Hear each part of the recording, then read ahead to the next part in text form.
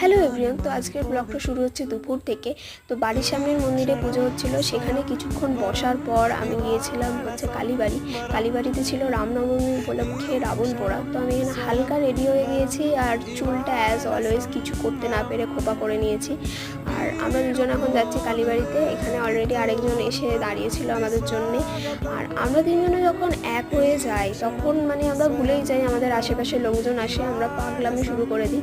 এখানে বরণ শুরু হয়ে গিয়েছিল আর আমরা মাঠের দিকে গিয়ে খেয়েছিলাম একটু ঘটি গরম। এখানে রাবণটা আগে থেকেই দেখিয়ে দিচ্ছি, কারণ এরপর অন্ধকারে কিছুই দেখা যাবে না।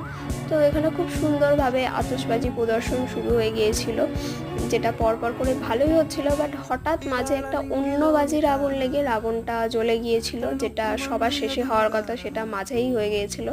এনিওয়ে, তো তারপর বাকি বাজিগুলো ফাটানোর পর সবটা শেষ না করে আমরা চলে আসি। খুব বিধ্বস্ত ছিলাম সেদিন। তো টাটা।